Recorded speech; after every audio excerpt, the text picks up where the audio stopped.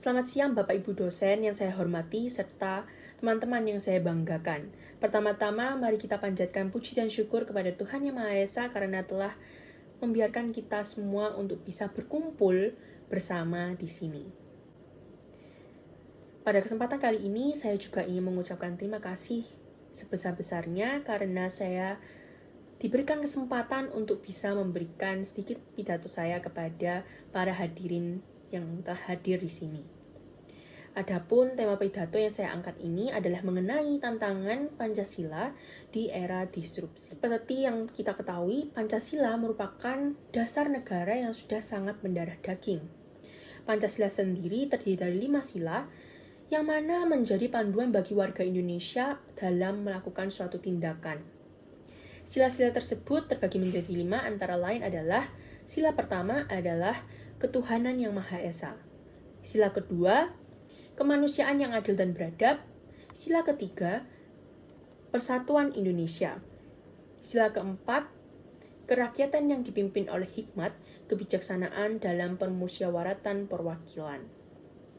Kemudian sila yang kelima adalah keadilan sosial bagi seluruh rakyat Indonesia.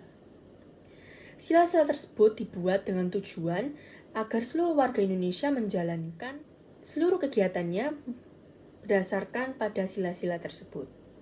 Di salah satu sisi, kita sebagai warga Indonesia juga paham akan semboyan dari negara kita, yaitu Bhinneka Tunggal Ika, yang memiliki arti berbeda-beda tetapi tetap satu jua. Di mana Indonesia yang membentang luas dari Sabang sampai Merauke memiliki keberagaman yang patut kita banggakan. Contohnya bisa kita lihat saat ini juga, di mana saya yakin bahwa para hadirin yang hadir di sini pasti berasal dari berbagai suku bangsa, agama, ras yang berbeda. Namun seiring berjalannya waktu, kita terbawa oleh perkembangan zaman yang kian maju dan tak lupa juga diikuti dengan teknologi yang bertumbuh pesat yang membuat kita sampai ke titik sekarang. Kita semua pasti paham bahwa perjalanan yang dilalui oleh negara kita ini sangatlah jauh. Banyak sekali cobaan-cobaan ataupun rintangan-rintangan yang harus dihadapi oleh negara kita ini. Maka dari itu, sebelum kita membahas lebih dalam lagi, saya ingin bertanya terlebih dahulu kepada para hadirin semua mengenai apa itu disrupsi, apa arti disrupsi, kemudian apakah Indonesia yang berdasarkan pada Pancasila tersebut sepanjang jalannya sampai saat ini benar-benar lancar saja, dalam artian tidak ada hambatan yang dilalui oleh negara kita ini. Baik, berdasarkan KBBI, disrupsi merupakan hal yang tercabut dari akarnya, atau bisa kita artikan yaitu sesuatu hal yang telah menyimpang dari tatanan yang sudah ada. Kemudian kita lanjut ke pertanyaan kedua yang sebelumnya sudah saya tanyakan kepada para hadirin semua. Jika para hadirin menjawab, sepanjang perjalanan Indonesia sama sekali tidak ada hambatan yang dilalui, maka saya akan menjawab hal itu salah. Mengapa saya bisa mengatakan hal tersebut salah? Apakah ada yang mengetahui alasannya? Baik, mari kita melihat kembali ke belakang apa saja tantangan-tantangan yang telah dihadapi oleh negara Indonesia ini. Antara lain adalah adanya konflik antar suku yang terjadi di Papua. Lebih tepatnya terjadi pada tanggal 7 Maret 2014. Kemudian tidak lama setelah itu terjadi peristiwa yang sangat memprihatinkan di mana adanya pengeboman 3 gereja yang berlangsung pada tahun 2018. Di mana jika kita melihat secara lebih jelas lagi terhadap peristiwa-peristiwa tersebut, sebenarnya peristiwa-peristiwa ini terjadi karena kurangnya rasa persatuan yang ada di masyarakat. Masyarakat hanya mengetahui bahwa Indonesia itu memiliki keberagaman, akan tetapi mereka sama sekali tidak memahami apa arti keberagaman tersebut. Sehingga muncullah konflik-konflik yang tanpa kita sadari ini telah membuat Indonesia lebih mudah atau rentan untuk terpecah belah. Apalagi di zaman sekarang, di mana bisa kita lihat saat ini teknologi sudah menyebar luas dari kalangan muda sampai tua. Namun, yang perlu kita pertanyakan adalah apakah keeksistensian Pancasila saat ini masih kita pegang teguh dalam semua tindakan yang kita lakukan? Menurut saya, hal itu sudah menurun.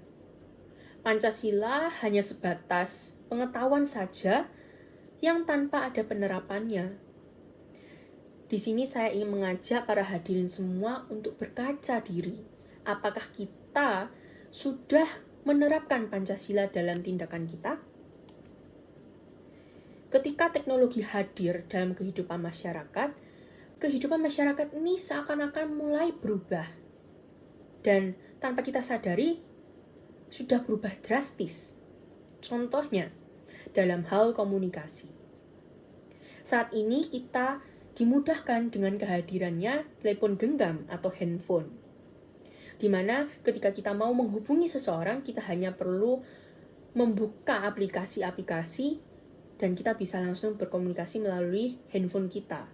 Akan tetapi, jika kita melihat kembali ke masa yang lalu, orang-orang zaman dahulu justru berkomunikasi secara langsung karena pada saat itu teknologi masih belum ada. Kemudian, jika kita melihat kembali ke aspek lainnya, orang-orang zaman dahulu memiliki tingkat empati yang tinggi daripada sekarang. Mengapa saya bisa mengatakan seperti itu? Karena kita bisa lihat sendiri bagaimana orang-orang zaman dahulu lebih ringan tangan, lebih mau menolong orang dengan kebiasaan mereka yang bergotong royong.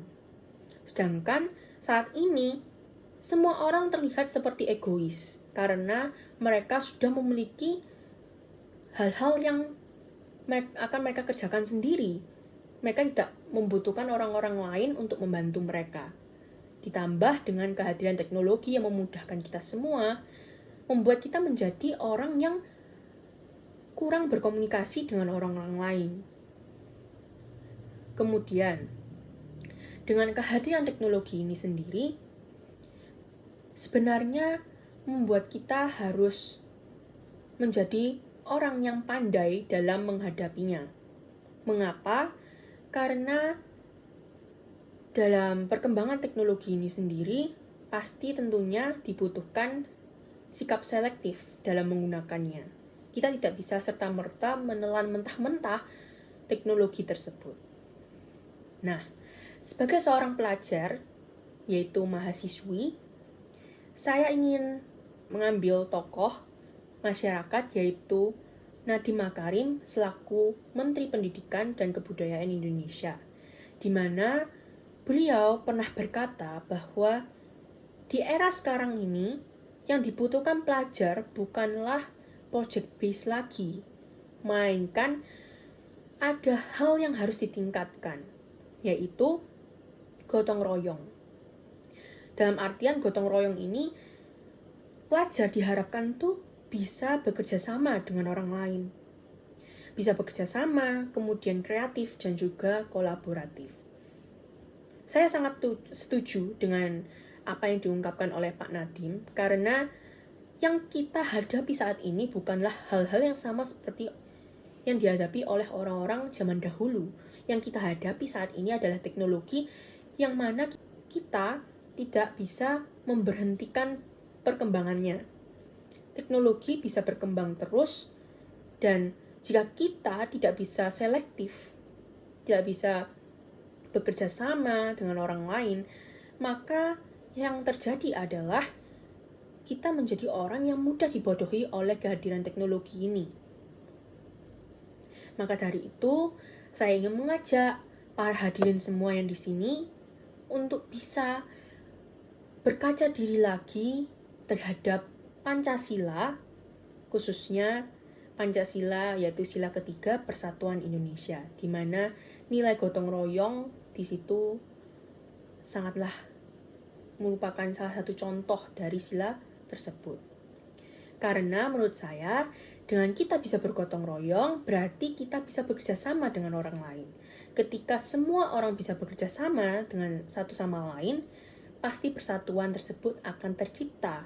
Sehingga jika persatuan suatu negara itu kuat, maka suatu negara itu pasti tidak akan mudah untuk dijatuhkan oleh konflik-konflik yang bisa membuat negara tersebut terpecah belah. Nah, sekian dari saya. Semoga apa yang saya ungkapkan dalam pidato ini bisa bermanfaat bagi para hadirin semua. Jika ada salah kata, saya mohon maaf dan terima kasih.